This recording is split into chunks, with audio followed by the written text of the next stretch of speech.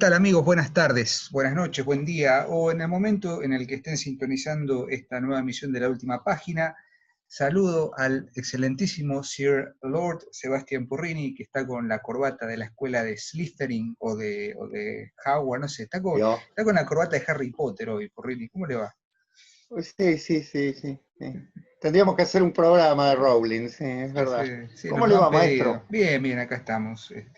Yo todavía no, Bueno, no me cierra el cuello por otra parte por esa corbata, así que todavía estamos, digamos, en la cuarentena, aumentando proporciones, ¿no? Pero bueno, aquí seguimos leyendo, muy muy bien, contentos perfecto. de poder estar con nuestro público. Obviamente decirles que estamos muy felices por ya haber superado los más de 100.100 suscriptores, ya tenemos 100.100 suscriptores. 10.100, sí. 10.100, así que ya podemos hacer como hacemos el chiste. Cuando llegamos a 300 dijimos que podíamos luchar contra el imperio Las persa, Termópilas, las Termópilas. claro. Ahora podemos hacer nuestra anábasis. Y Anabasis. literalmente, hoy no es por nada que hacemos estos chistes del mundo clásico, no tanto el mundo helénico, sino más bien el mundo latino, el mundo romano, nos vamos a dedicar a ese tema, pero tangencialmente, es decir, vamos a hablar de literatura, cuyo tema tiene como eje justamente una suerte de reconstrucción, y ahí nos vamos a permitir alguna reconvención respecto de si lo que vamos a trabajar son novelas históricas, entre comillas, o son otra cosa, Exacto. ¿no? Y vamos a hablar de dos obras que, bueno, por lo menos una de ellas, ¿sí?, que es la que me toca desarrollar, es muy conocida, o por lo menos ha sido muy citada, es un episodio muy propio de la cultura contemporánea, se conoce, inclusive hay reescrituras, etc. Y otra por ahí, el otro autor es no tan conocido, pero tiene un valor inmenso dentro de lo que es la literatura del siglo XX. Y estamos hablando de dos novelas y dos autores que por ahí no están en el centro, en el canon de la literatura No, más reconocida o que más se vende, sobre todo porque verdad. quizás se los asocia mucho con la novela histórica y hoy en día los grandes bodoques venden no tanto Sí, por su rigor y su riqueza literaria, sino más bien por los intríngulis, ¿no?, que cuentan, ¿no?, las especulaciones que hubo sobre tal o cual periodo histórico, esos bodoques de 1000 páginas de novela histórica, que, bueno, son ingredientes, una receta. Nosotros vamos a hablar de dos autores que parten de otros principios o que parten de otras bases, siempre tomando como referencia el mundo clásico, en este caso del exacto. imperio o digamos, de la antigüedad romana, ¿sí? Tanto Exacto. en Thornton Wilder, de quien voy a hablar, el escritor norteamericano Thornton Wilder, y del escritor Vintila Oria, romano creo, Humano. que va a hablar, de quien va a hablar Sebastián. Vintila Oria, ¿sí?, con H, Vintila con B corta y H, y Thornton Wilder, escritor norteamericano. Ambos casi contemporáneos, ¿no? Wilder nace en 1897 y muere en 1975, y Vintila Oria nace creo en 1915 y muere en 1992, o sea que más o menos ambos vivieron, por Exacto. supuesto, los horrores o el terror, por lo menos Wilder participó en De ambas las dos guerras, guerras. en un caso Claro. como artillero y en el otro caso como aviador, por parte de la Fuerza Aérea. Y no es el caso, ignoro en Vintila Oria, pero ambos vivieron el horror de lo que fue la Segunda Guerra Mundial y por supuesto la escisión del mundo a partir de este periodo entre guerras. Y de cierto modo su literatura, en ambos casos, por lo menos las obras que vamos a trabajar, tienen algún tipo, no quiero decir relación con el periodo de la Primera y Segunda Guerra Mundial, sino más bien pueden rastrearse en ellas algún resabio de lo que fue ese cambio de paradigma inevitable en la cultura y en la literatura de Europa y del mundo, ¿no? Así que no sé, Ujú. Seba, si vos querés agregar algo a esta introducción y si no, le metemos derecho a las obras.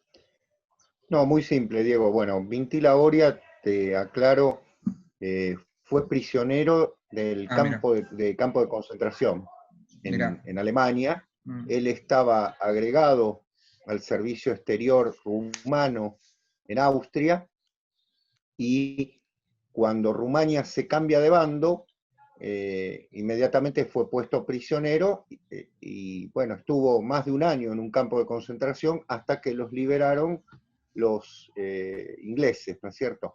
Y él ya no vuelve a Rumania, ¿no? Va a vivir un tiempo en Francia, donde va a escribir buena parte de su obra, incluso esta novela de la que vamos a hablar, y después se traslada a España, donde muere en 1992, como bien vos dijiste. Así que sí, hay muchos puntos en común, pero después los vamos nombrando. Te dejo que empieces con esa hermosa novela que es Los Idus de Marzo, ¿no? Los Idus de Marzo, exactamente. Los Idus de Marzo es una novela de marzo, es una novela como bien les decía, de este escritor norteamericano Thornton Wilder, a quien hay que considerar como un escritor muy, muy completo, ¿no? Fue periodista, ensayista, novelista, ganador del premio Pulitzer, es el premio más importante que se le otorga al periodismo, sobre todo gráfico, al periodismo de redacción, al periodismo de investigación Exacto. en Estados Unidos. Ganador del Pulitzer ya en 1928, ¿no? Un joven Thornton Sí, Wilder gana el Pulitzer con 30 años. Y, a ver, ¿qué podemos decir? ¿No? Hay varias novelas, ¿no? Que podríamos considerar, pero a Thornton Wilder se lo considera más como dramaturgo, me faltó esa pata, sí, que como novelista, ¿no? Digo, gran sí, parte, de hecho, una de las pocas, creo que la única entrevista que hay en las redes, en YouTube, a Thornton Wilder, es hablando exclusivamente de teatro, y mirá vos de qué teatro, el teatro de Lope de Vega. Era un amante del teatro de claro, Lope de Vega. Entonces, sí, hay como una renovación, digamos, en el mundo del teatro, el nuevo teatro, que surge entre guerras, sobre todo, en la que Wilder es un gran protagonista, con cierta influencia de Shaw, de George Bernard Shaw, digamos, lecturas de las obras de Shaw y demás. Pero vamos a hablar de esta novela de 1948, que es la más conocida, la más citada de Wilder, y por ahí a veces la que parece como el paradigma de la novela histórica. ¿De qué trata o de qué hablamos cuando hablamos de los idus de marzo? Ustedes saben que el título, los idus de marzo, que hay toda una disquisición. Acá si un latinista nos escuchara diría que el sustantivo idus rige adjetivos femeninos, por lo tanto, como el latín no tenía artículos, si tuviéramos que nombrarlo en castellano debería ser las idus de marzo, ¿no? Wilder lo soluciona Idus, muy simplemente porque en inglés no hay masculino y femenino en el artículo, entonces es The claro. Ides of March, ¿no? Los idus o idus de marzo. ¿A qué hace Claro. referencia fundamentalmente idus de marzo? Al 15 de marzo aproximadamente, ¿sí? Del 44 a.C., que es el día en el que el, digamos, supremo dictador o supremo tirano de la República Romana, Julio César, Cayo Julio César, es asesinado luego de una conspiración bastante truculenta en contra Sí, de su gobierno por sus propios compañeros, por sus propios, digamos, por los senadores que lo acompañaban en el Senado romano, y es asesinado de una manera brutal, ¿no? Unas 28 puñaladas aproximadamente, promovidas por una conspiración para quitarle el poder en ascenso que tenía. Después vamos a hablar un poco de cuáles son las circunstancias que llevan a la muerte de Julio César. ¿Por qué? Porque Wilder, en la novela, no la pone en el centro. O sea, los idus de marzo están narrados casi al final, no estoy contando nada. claro. Si yo te pongo el título de una novela, La muerte del héroe, si mi novela se llama La muerte del protagonista, te estoy contando al Claro. final la entrada. Yo digo, los idus Bien, de marzo, sabe que está hablando, si tenés la cultura, ¿no? Podés poner el referente, sabe que se va a hablar de la muerte de Julio César, con lo cual no por estoy supuesto. haciendo spoiler o arruinando nada. ¿Por qué digo esto? ¿Y por qué en todo caso la idea de idus de marzo es una excusa? Porque no es el móvil de la novela. Porque Wilder lo que hace en su novela, y lo dice en la introducción, que ahora les voy a leer un fragmento, es tomar ese hecho y construir, imaginar qué habría pasado, qué habría sucedido, cómo se habría construido y entretejido todos esos años previos, o esos tiempos previos, antes de la conspiración y la muerte por asesinato de Julio César, en la Exacto. voz y en la escritura de Claro. Julio César y de una serie de personajes entre reales, ficticios, imaginarios, que circularon en ese mundo tan extraño y exótico que fue la Roma de los últimos años de la República. Ustedes saben que cuando hablamos de Roma, uno dice, bueno, el Imperio Romano. Bueno, el Imperio Romano en realidad es una etapa, es la tercera etapa, digamos, de la conformación gubernamental romana. Recordemos que desde sus orígenes míticos, Roma fue regida por los 7 grandes reyes, ¿no? Numa Pompilio, Numa Dionisio, los 7 reinos. Después vino el periodo de la República, y en una instancia posterior, con Augusto, Marco Antonio y demás, el periodo del Imperio, ¿no? Que, con su posterior decadencia. Y se suele considerar que la muerte de Julio César es como el canto final, digamos, el estertor de la República, que ya venía herida de muerte, una República que estaba sostenida por hilos y demás. Entonces a Wilder le interesa muchísimo pensar qué hubiera pasado, qué se hubiera dicho en una serie de cartas, de anotaciones, de informes, es decir, género de la novela, novela epistolar, novela histórica epistolar, Sí. sostenida en 4 libros, 4 capítulos, que uno puede, la maravilla de esta novela es que uno la puede abrir en cualquier lado, y más o menos, ¿sí? No necesita, digamos, tener un hilo conductor, porque más o menos hay una construcción. A ver, no estoy diciendo que la lean como quieran, pero la maravilla de la novela es que está tan bien escrita, está tan bien reproducido el tema de los, ¿cómo se dice?, del registro epistolar, de las notas y demás, que uno va construyendo y imaginando cómo fue ese mundo que rodeó al César antes de su muerte, y sobre todo una enorme introspección sobre la personalidad de Julio César. ¿Quién fue este cónsul, que luego fue prétor, que luego fue sumum pontífice, que de a poco fue construyendo, sin ningún tipo de alcurnia, porque venía de una familia no muy poderosa, más o menos, tenía algún tipo de nombre, y se fue construyendo, fue escalando, estuvo en Egipto, toda la historia con Cleopatra, y llegó a un punto en el que Julio César era casi el nuevo rey. De hecho, hay un episodio en el que Marco Antonio le quiere poner una diadema de oro y él la rechaza, y el pueblo grita el nuevo rey, el nuevo rey. O sea, un personaje muy ambiguo. Y Wilder, en la novela, lo pinta de una manera muy clara. Es un personaje del siglo XX, es un personaje moderno. Es decir, nosotros leemos o tratamos de entender los sucesos distanciados de esos últimos años, ¿sí? de los últimos siglos, los últimos 50 años antes del nacimiento de Cristo, ¿no? Porque estamos hablando del 48, 44 antes de Cristo. Nos podemos imaginar cuáles eran las vicisitudes del momento, las preocupaciones, las discusiones filosóficas, estéticas que habían. Hay capítulos que son prácticamente tratados de estética. Hay una escena ahí a mitad del libro, está Catulo, está, bueno, el personaje de Claudia Pulcher, que también es un personaje real que cobra un valor fundamental en la novela de Wilder, porque es un personaje, es casi una femme fatale, una especie de madame, una cosa. Insisto con esto, a mí me pasó de leerla y de recordar algunos capítulos, y detenerme en algunos capítulos, sobre todo pensar que el personaje de Claudia es un personaje también del siglo XX, un personaje fácilmente captable por el lector contemporáneo. Y ahí me parece que es importante rescatar el proyecto digamos, el cruce que hace Wilder en esta novela. Voy a leer, si me permiten, una parte de la introducción del propio Thornton Wilder, que dice así: la reconstrucción, el preámbulo lo llama, la reconstrucción histórica no es uno de los principales propósitos de esta obra. Entonces, no es novela histórica. Puede considerarse como una fantasía sobre ciertos acontecimientos y personas de los últimos días de la República Romana. Una fantasía, dice Wilder. La principal libertad que como autor me permito es la de trasladar un acontecimiento que tuvo lugar en el año 62 a.C. a la celebración de los mismos ritos 17 años más tarde, el 11 de diciembre del año 45. Está rompiendo el pacto ficcional. Te está diciendo, lector, no busques acá veracidad histórica porque no la vas a encontrar.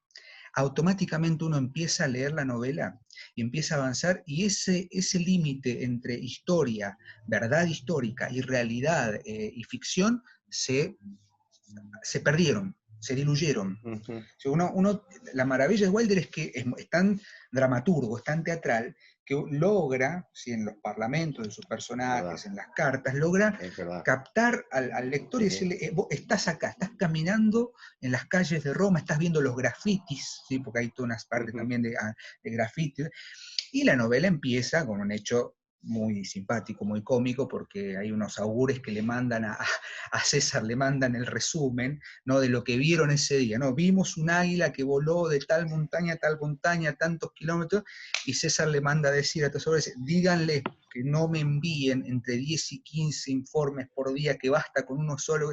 Ya empieza con un tono que uno dice, bueno, ya está, y es un camino de ida, Claro, camino de ida. claro. La maravilla de la novela es que dos cosas me parecen fundamentales.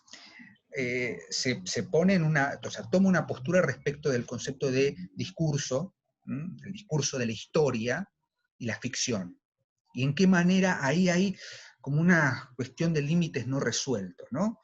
Y por otro lado, merced a su imaginación, lo dice él, si esto es una fantasía, merced a su imaginación, logra ponernos en situación de que lo que sucedió allá por el 44 a.C., en realidad se sigue repitiendo sin cansancio en la historia del hombre.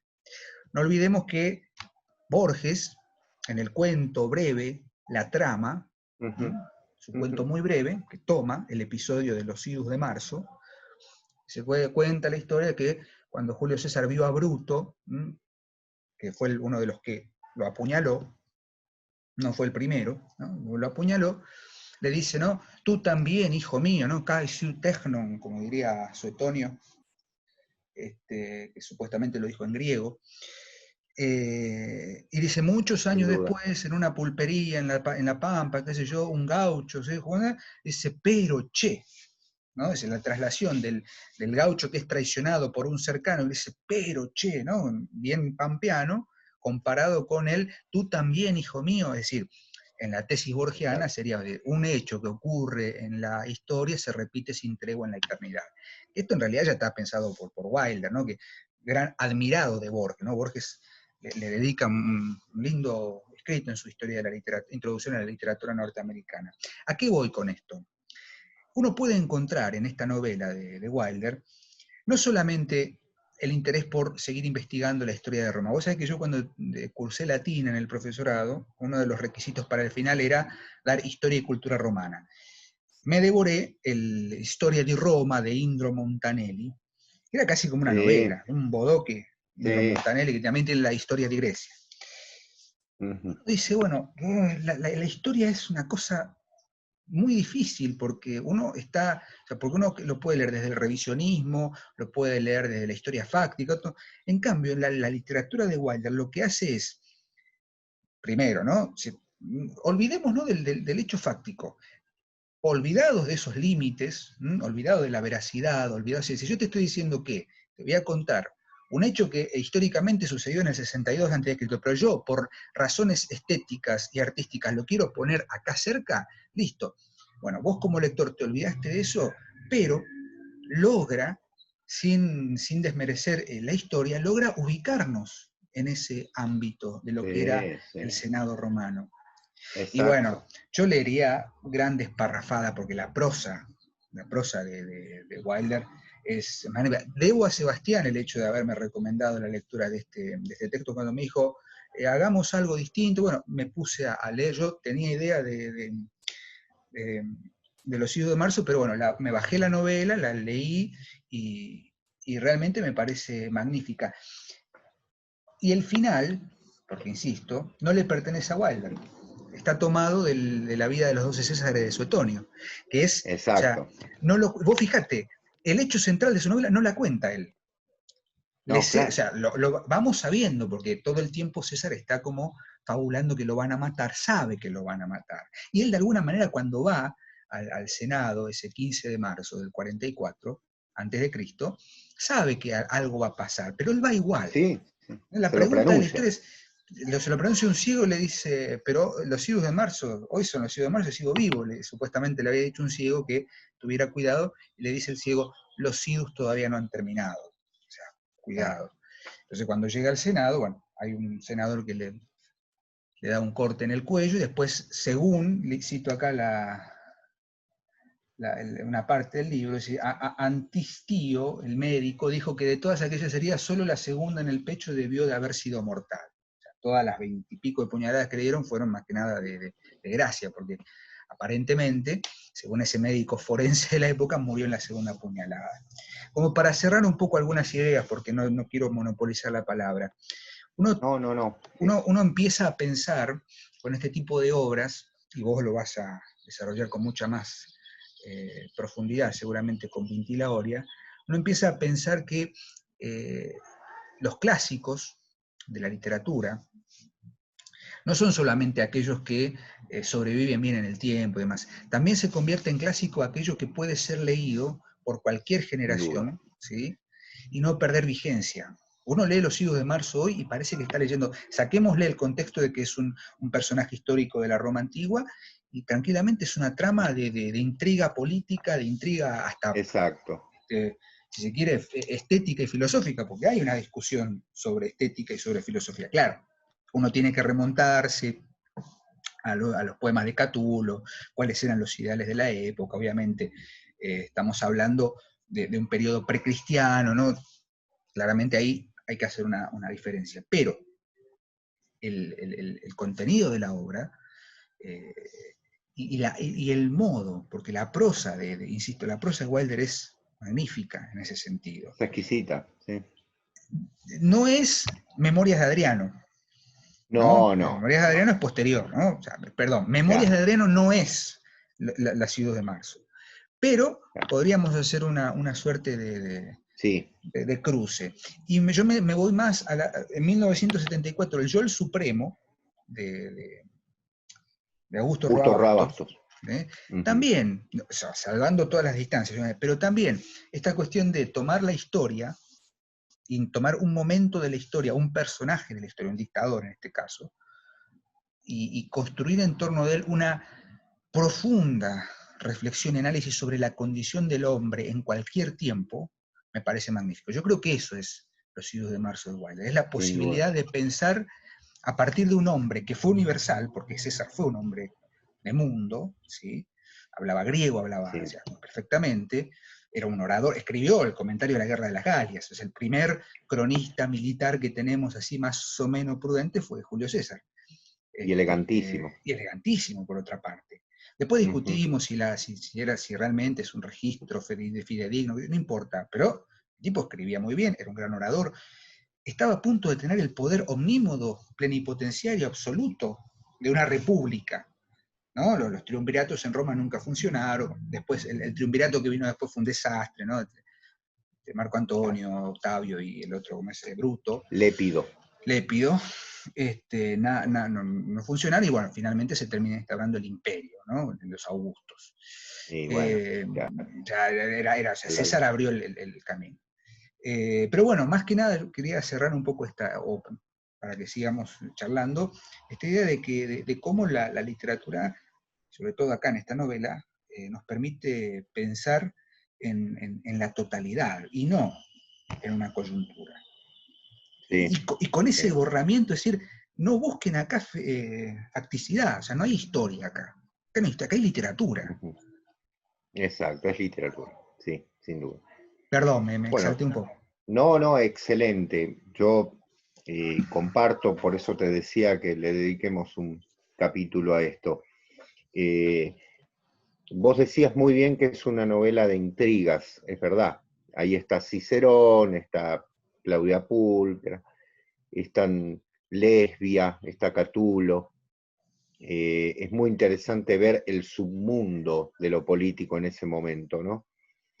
Y está escrita en un registro que me parece casi, y vos lo decías, Diego, cuando dijiste el premio Pulitzer, está escrita casi en un registro periodístico, en cierto modo.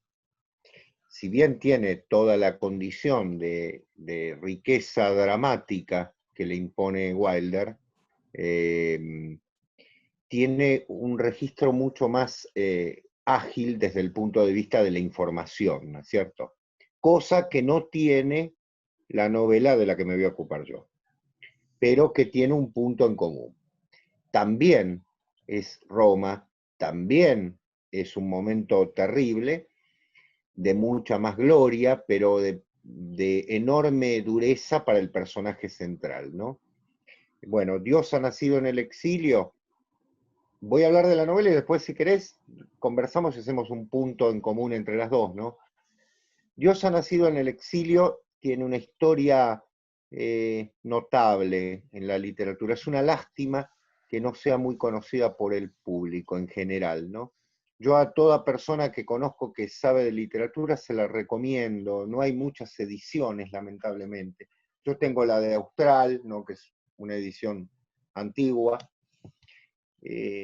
La leí en su momento cuando estaba en el profesorado, la volví a releer mucho tiempo después, la volví a disfrutar en ese sentido.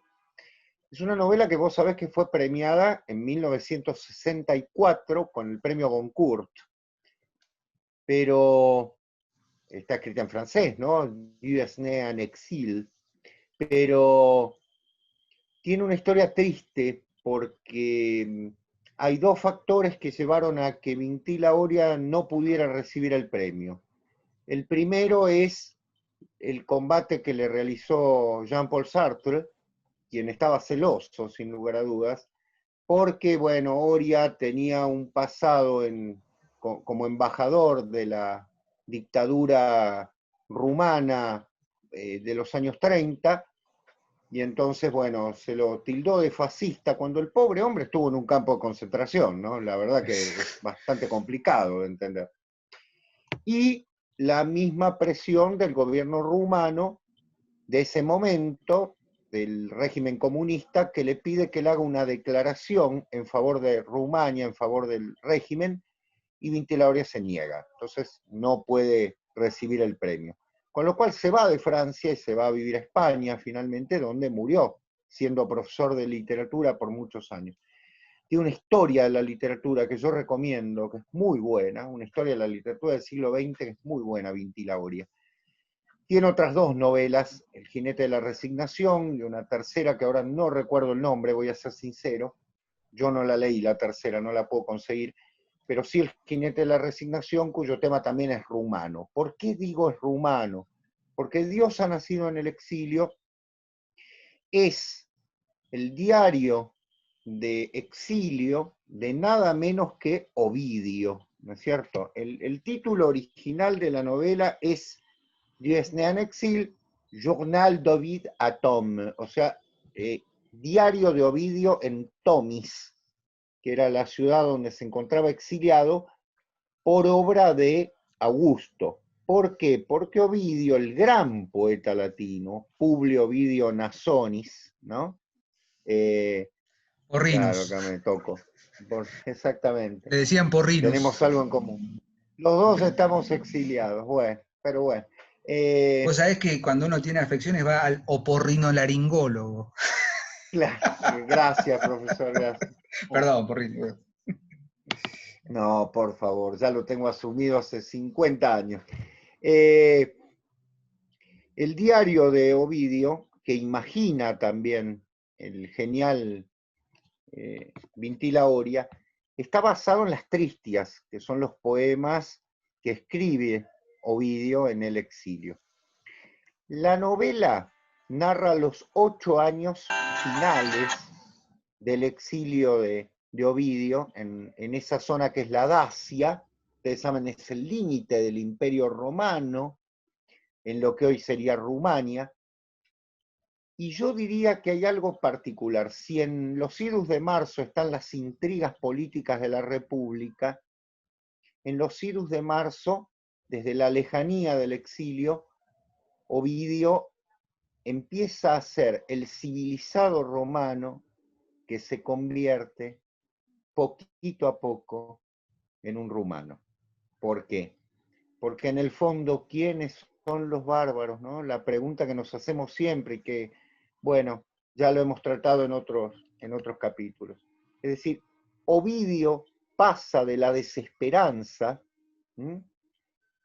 Está exiliado, imagínense, vivía en Roma y lo mandan a un pueblito en el límite del imperio, con los getas con los dacios, que eran pueblos guerreros, allí pasa de la desesperanza a la curiosidad.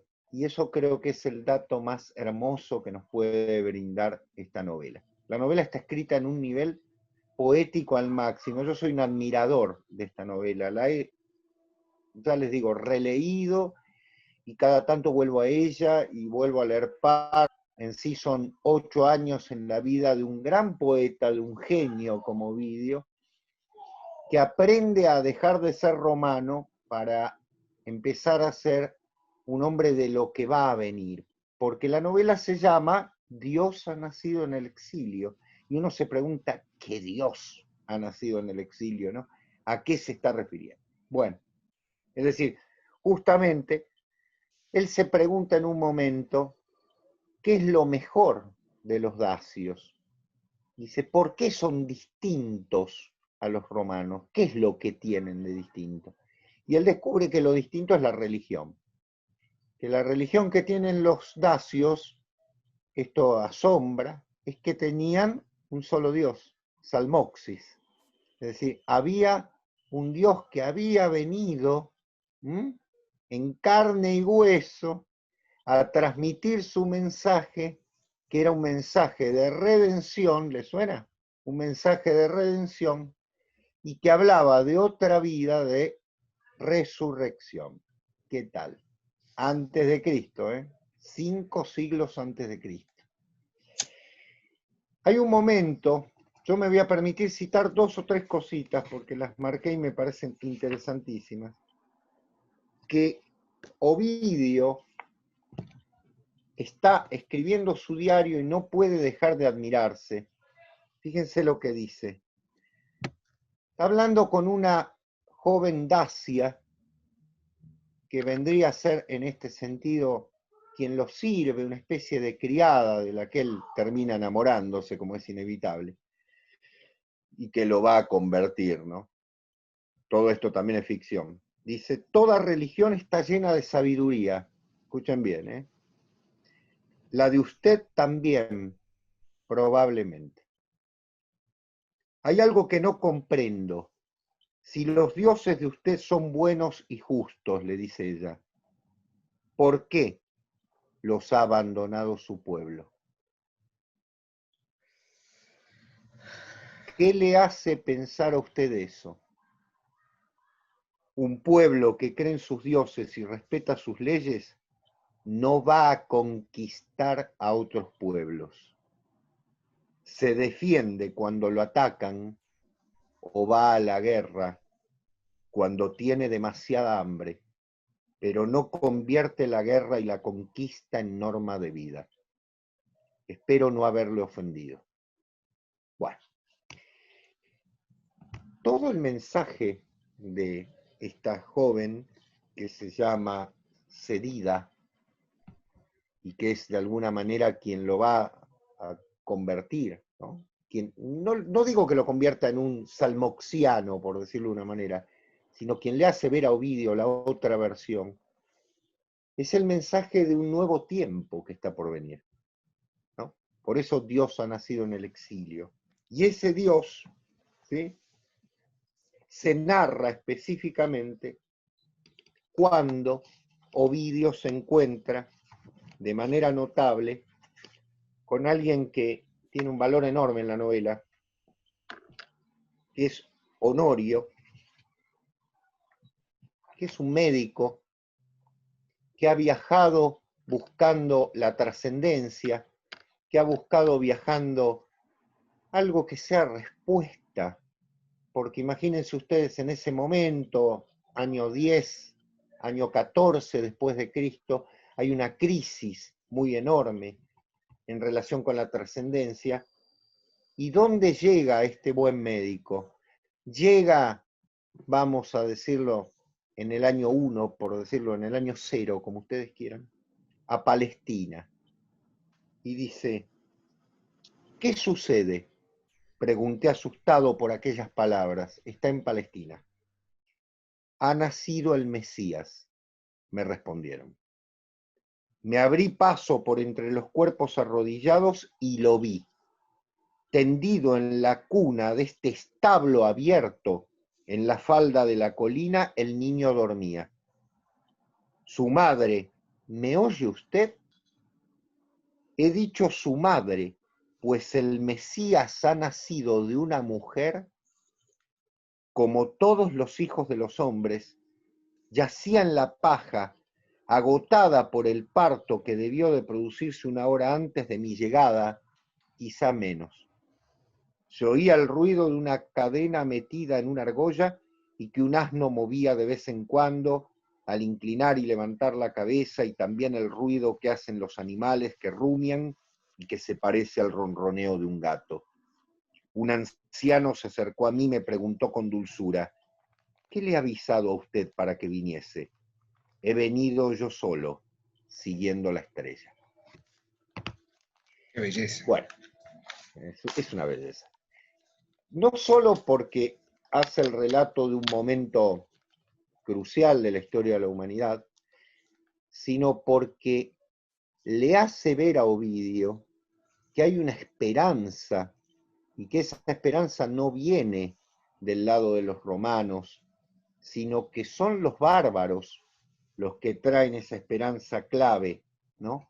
Para esperar un mundo nuevo, para esperar digamos así, una nueva ley, ¿no? Que establezca en algún momento la trascendencia de los hombres. Pero quiero terminar con esto, Diego, la última cita, y perdón, hoy estoy muy citado, pero realmente la novela No hay otra merecería... manera de dejar que ellos hablen, ¿no? Que hablen ellos. Exactamente. Dice, dígame, ¿es diferente ese amor en la realidad? Sí, es muy diferente. El amor en este momento de nuestra historia les está prohibido a los romanos. Solo es posible en una sociedad libre, en que nada amenace a los hombres ni a las mujeres, en una sociedad protegida de la mentira, del miedo y del conformismo. Corina me dijo un día en Roma que no me amaba, piensa Ovidio. Y yo había escrito libros acerca de lo que a mi parecer era el amor, y precisamente el amor de Corina. Aquella tarde me di cuenta de que tampoco yo la amaba y que nunca la había amado. Había sido capaz de cantar a su loro y sus vestidos, sus dolores de cabeza y sus caprichos, pero de su alma no dije ni una sola palabra. ¿Me comprende usted? Bueno, Chao, hasta la semana que viene. Yo cierro todo acá. totalmente, Está listo. totalmente. Yo realmente, si uno lee los poemas de Ovidio, lee el arte de amar y lee las Tristias, ve la evolución de una persona, ¿no? Una evolución espiritual. Pero lo que logra Vintila Oria, en su profunda admiración hacia Ovidio, es decir, este hombre no vale tanto por lo que haya escrito antes, sino por la conversión que vive hacia un mundo nuevo, hacia una imagen diferente, hacia el exilio que verdaderamente hace a los seres humanos fuertes. Vintila Oria vivió 50 años exiliado de su patria. También es un diario personal. También él era un exiliado. También estuvo en un campo de concentración. También fue injustamente valorado por la intelectualidad mediocre de ese momento. También tuvo que viajar de aquí para allá, perder su lengua, escribir en francés, escribir en español, y destacarse en esas lenguas porque lo suyo ya estaba perdido. Para cerrar, Diego, esto de Dios ha nacido en el exilio, y si te parece, conversamos un poquito sobre las dos.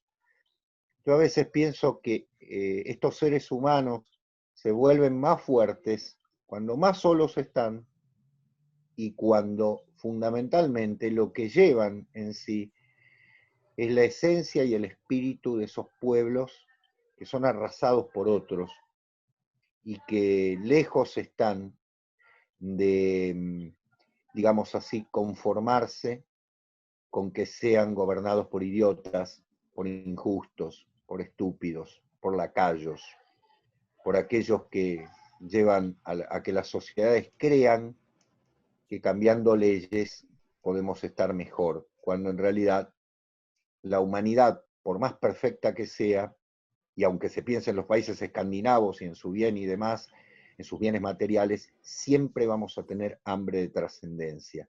Ovidio descubre que la trascendencia está viniendo. El otro maestro de la época, el gran Virgilio, dijo lo mismo en ese momento, y se lo dijo a Augusto en la cara, ¿no? Hay una virgen que parirá un niño que traerá una nueva era. Y viene a colación de lo que siempre mencionábamos, ¿no? El gran problema digamos, de la cultura, del devenir, del acontecer, digamos, si lo queremos poner en términos filosóficos, es ese momento atroz y espantoso en el que se busca anular todo tipo de trascendencia en pos de un progreso, ¿no? O sea, Sí. ¿por qué matan a Julio César? Bueno, podemos estar horas hablando de las distintas causas, la componenda político-económica, Exacto. el hambre de poder, la traición, que se dice, ¿no? Que Julio César quería ser una suerte de rey autocrático, ¿no? Y decir, bueno, una cosa nueva, una cosa distinta, y los senadores conspiradores, los conjurados, eh, querían otra cosa, ¿no? Querían una cosa más de progreso, pero siempre manteniendo el status quo. Vos fíjate que en el momento en el que justamente se busca anular esa mirada hacia lo trascendente, que parte siempre, primero, la trascendencia como algo que nos excede, y eso como elevación, nunca como avance en línea recta, ¿no? Uno puede avanzar en línea recta y uno puede avanzar de costado o en línea recta, ¿no? Es decir, digamos, en líneas paralelas, pero el camino hacia la trascendencia es otra cosa. Pues fíjate que yo pensaba en esto, ¿no? Dios ha nacido en el exilio, que se pueden hacer muchas lecturas. Ovidio, exiliado, Pinti la Oria, exiliado, y salvando las distancias, Jesús nace en una especie de exilio, porque no nace en su, o sea, nace ad itinerem, como diríamos, o sea, nace en Belén, se nos tildó Porrini. ¿Estás ahí, Porrini? Hola, hola.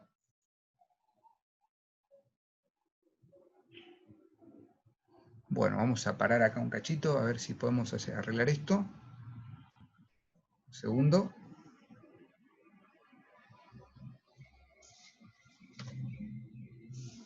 Un segundito.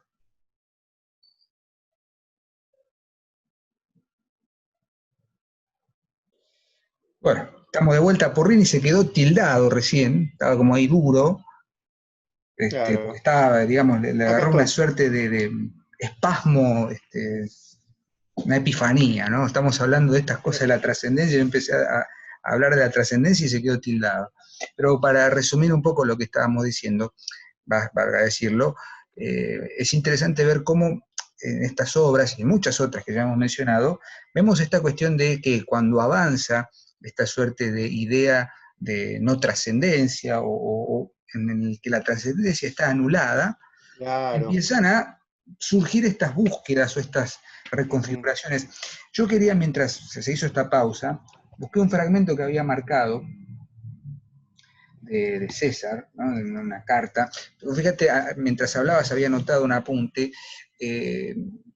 Dios ha nacido en el exilio, tiene el subtítulo de Diario de Ovidio, de su En exilio, ¿no? Tomis. En Tomis. Claro. Y vos sabés cómo Wilder menciona las cartas de Julio César, carta diario. Claro. Carta diario de Claro. Julio César a fulano, ¿no? Claro. Y dice, en un momento, le dice a un cuyo nombre ahora, Turrino, ¿sí? el Lucio Manlio Turrino, que no se sabe si fue real o no. Dice, anoche mi noble amigo hice algo que no he hecho en muchos años. Escribí un edicto, lo volví a leer y lo hice pedazos. Soy culpable, pues, de una incertidumbre, ¿no? En estos últimos días he estado recibiendo informes absurdos y sin precedentes de los destripadores de aves y los investigadores de truenos, ¿no? De los augure.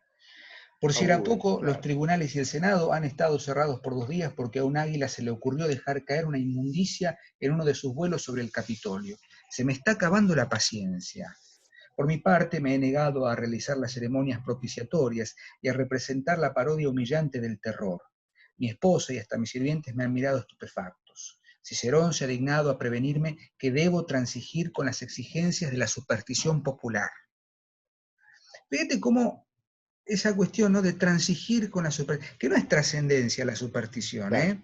No, claro. O sea, No. es la creencia, o sea, la creencia sostenida en un terror que no es el terror pánico, o sea, en un terror Exacto. injustificado, en una Exacto. incertidumbre. Se suspendemos el Senado porque un águila dejó caer un pedazo Claro. de algo, ¿no? No queremos decir Es que la es la decadencia, ¿no? decadencia.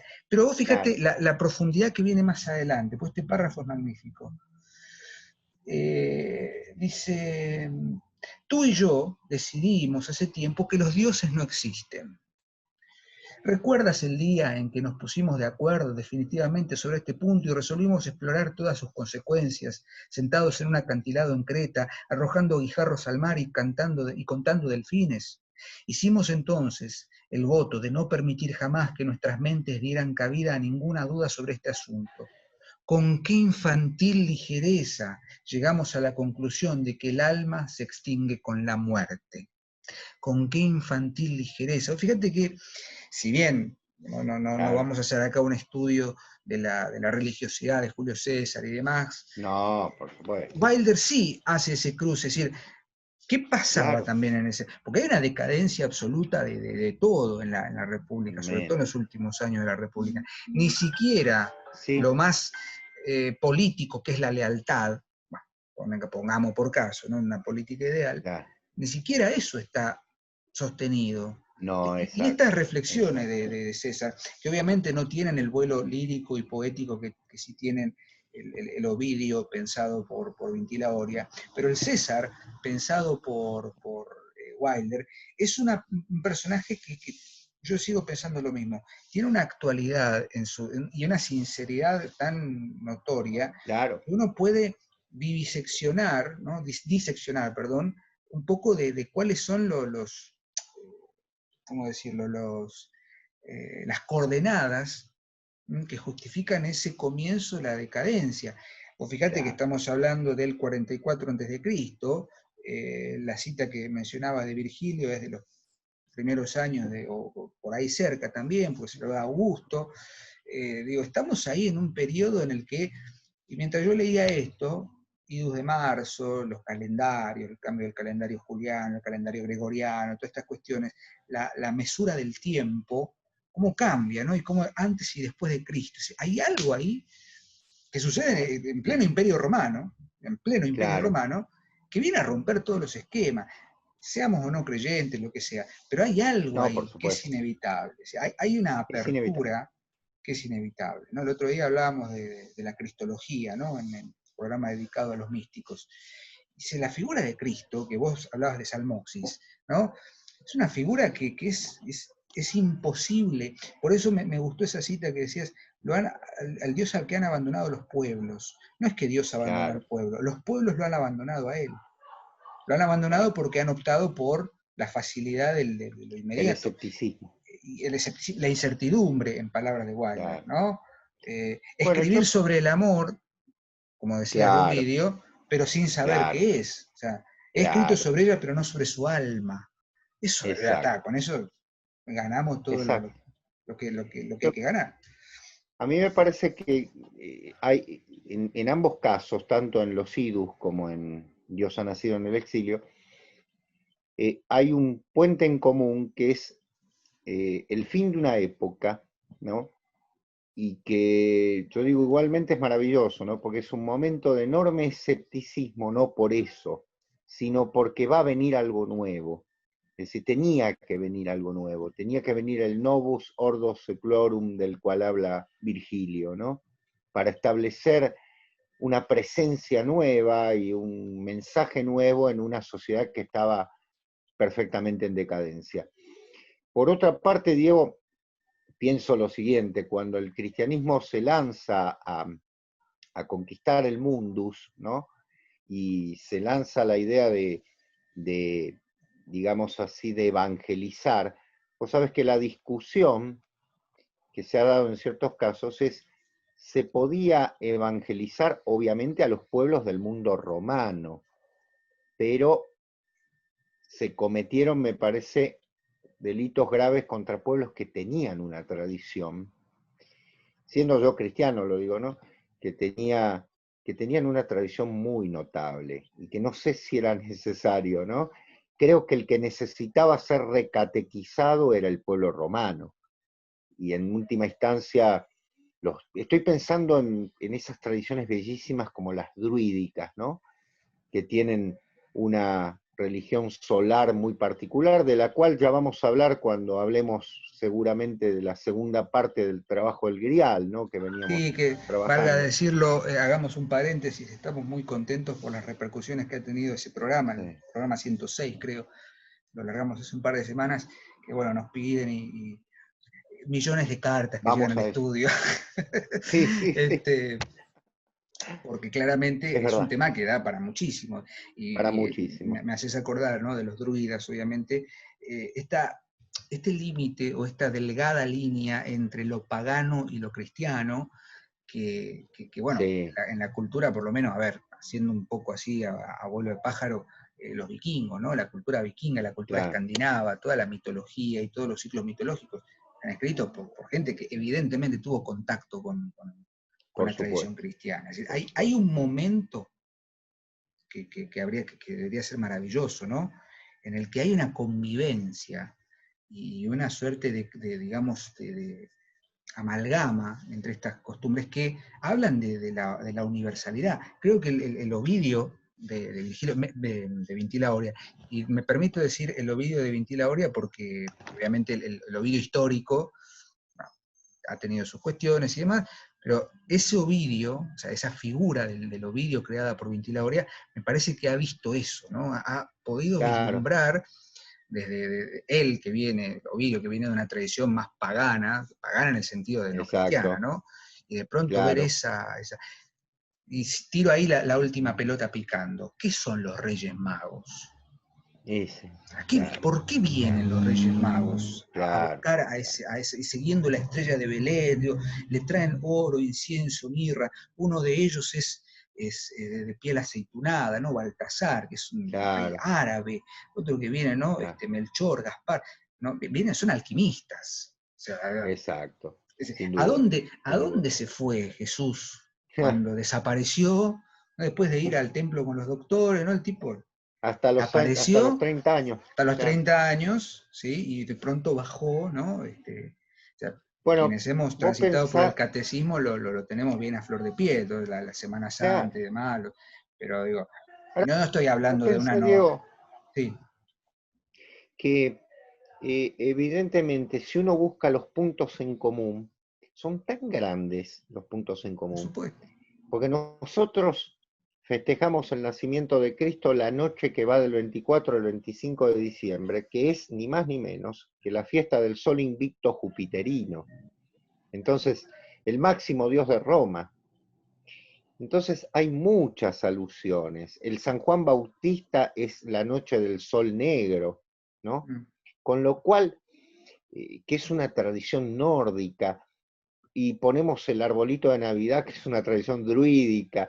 Es decir, a ver, a mí, 2000 años después, dice, qué maravilla lo que el cristianismo hizo, pero a la vez me da mucha pena que no se haya comprendido que ya había pueblos que tenían una profunda visión de la trascendencia, que no era la misma, o si se quiere, la tradición es una, ¿no? Y después, obviamente, llega filtrada a los seres humanos por reglas particulares, pero me parece que retomando el tema de lo que dice Vintila Oria, y siendo Vintila Oria un cristiano, él se da cuenta de que en esos pueblos bárbaros, en los dacios, que creen en un solo Dios, y al que ha venido a transmitirles una esperanza en otra vida, es un preanuncio de lo que iba a venir, de lo que Roma necesitaba. Ya no creían más en los dioses. ¿Por qué? Y porque los habían rebajado de tal manera que los dioses olímpicos que tenían su fuerza, porque uno hoy vuelve a leer a Walter Otto y realmente me hago olímpico, ¿no? Pero se habían rebajado y se habían convertido en una alegoría, digamos así, de peor sentido, que habían perdido su sentido simbólico. Entonces aparece el gran símbolo, ¿no? Que es el símbolo que viene de esa Tierra Media, ni más ni menos, donde está naciendo un niño de una virgen, con toda una situación particular, y que nos habla de otra Tierra Media, ¿no? Porque también hay otra Tierra Media en otra tradición más nórdica que también tiene que ver con el encuentro entre los hombres y los dioses, ¿no? Aparte de toda esa cuestión, ¿no? Del Valle del Indo, me Claro, interesa eso de la Tierra Media, que no tiene claro. referencia a Tolkien bajo ningún punto de vista. No, no, Eh, Digo, exacto. la Más bien Tierra Media en el Tolkien lo sentido de toma, que es Medio Oriente y que está ahí a claro, caballo entre Asia, exactamente, Europa y, digamos, el resto del mundo, ¿no? Muy exacto. interesante. Pero bueno, creo, Seba, que hemos cumplido con creces, Sí, sí, por un sí, sí, yo lado, creo que sí. los idus de marzo, o los idus de Qué marzo gran de novela. Thornton Wilder, que yo tengo la novela, tiene 178 páginas en PDF, Exacto. pero no pude ir a una librería a comprarla, y no sé si se No, consigue. no. Y se lee rápidamente, ahí está, mirá, claro, esas ediciones, eso es de MC, claro. MS. Y Diosa nació en el exilio, que yo me acuerdo allá por el 2008, cuando Sebastián fue mi profesor de gramática y de griego, que nos dijo una vez, si ustedes van a una librería de viejo y encuentran Diosa nació en el exilio, róbenlo, básicamente, no lo comen, róbenlo, ¿no? Ese fue el Es consejo verdad. de Sebastián, ya hace más de 10 años. Así que bueno, dos novelas Dos que novelas me parece geniales. también interesante para, por un lado, en Vitilaoria, el lirismo, digamos, una prosa Sí, poética muy interesante, y en Wilder, bien dijiste, otro registro, pero también sí, son novelas que nos interpelan continuamente. Y lo que más me totalmente. interesa, lo decía al principio, ¿no? Que se limpian esa suerte de polvillo en el decir de Calvino, que es la idea de la historia, porque estamos muy acostumbrados, sobre todo en los últimos años, en hablar del relato, de la narración, de la historia revisitada, de la historia revisada. Entonces, Exacto. la historia, qué sé yo, no sé lo que es la historia, habría que hablar con un historiador o con un especialista, o sea, es Sí, importante entenderle, pero esta cuestión de ir hacia ella, ¿sí? sí, Munido de otra mirada, y encontrar en totalmente. ese cruce interesante que es historia y ficción, digamos, pulverizar, difuminar esos límites para entender las cosas de otra manera. Las Sí, grandes Diego. obras son aquellas que difuminan los límites entre la historia y lo universal. Pero en todo caso, lo universal va a seguir eternamente. Yo creo que los Idus de marzo se van a seguir leyendo con la misma actualidad y con la misma Sin duda. vigencia dentro de 50 años, Vintila Oria también, qué sé yo, no sé, es como Creo para que lo seguir decíamos, pensando. Diego, creo que lo decíamos en un programa que hicimos, en un vivo que hicimos por Instagram, Mm, que no es que la historia se hace mito, sino que cuando el mito se hace historia, que claro, ese es el tema. totalmente. Cuando el mito se hizo historia, hay un momento clave en la historia de la humanidad, ¿no? Es decir, porque lo trascendente atraviesa de una manera notable. Ujú. Vos fíjate, Bueno, para cerrar, ¿no? Y complementar, ¿cuándo se empieza, en Occidente por lo menos, en las grandes tradiciones occidentales, cuándo se empieza a considerar el origen de la historia? Con la y escritura, sí, bien, pero el claro, punto de quiebre es el nacimiento de Cristo, o sea, antes de Cristo, y después de sí, Cristo. y Estamos en sí, el año 2020 después de sí, Cristo, pero exacto. el mundo no tiene 2020 años. Claro, por supuesto, por supuesto.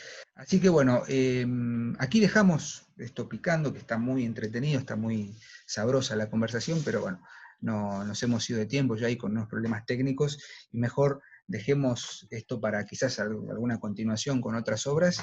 Exacto. Y como siempre decimos, vamos a estar leyendo. Síganos en Instagram, acá en YouTube, en Facebook. Hay que reformular ese Facebook que está pobrecito abandonado. Y va a Sí, haber es novedades verdad. pronto de la Asociación de Estudios Sí, Humanísticos. No olvidemos que somos parte de una sí, asociación más grande, que detrás nuestro bueno, acá hay una pared, pero detrás tuyo hay libros, pero detrás de este programa hay mucha gente querida, compañeros y colegas y amigos que están también trabajando en pos de los estudios Están humanísticos trabajando, sí. y que, bueno, no quiero pisarme ni quemar, pero va a haber novedades muy pronto a ese respecto, y también pensando en los muchos Sí, suscriptores que han pedido muchas cosas que van a ser cumplidas en un proyecto que tenemos vigente que va a salir muy pronto. Y también atentos que va a haber otro proyecto eh, que ya está casi cocinado, más contenido en este canal. O sea, va a haber exactamente. programa los lunes, vamos a tratar de seguir con los vivos los jueves en Instagram, subirlo los viernes, y tal Los vez jueves, a mitad de semana tengamos algo un poquito más atomizado, un poquito más personal, pero que seguramente va a tener alguna repercusión interesante. Así que bueno, Seba, yo te agradezco como siempre. ojalá, Prometo la ojalá próxima así sea. ponerme una corbata y volver a la civilización. A vos, Diego, yo te agradezco a vos. Y bueno, a ustedes que nos están mirando les agradecemos también y los esperamos la próxima semana en una nueva emisión de La Última Página. Hasta pronto y sigamos leyendo. Chao. Adiós, gracias.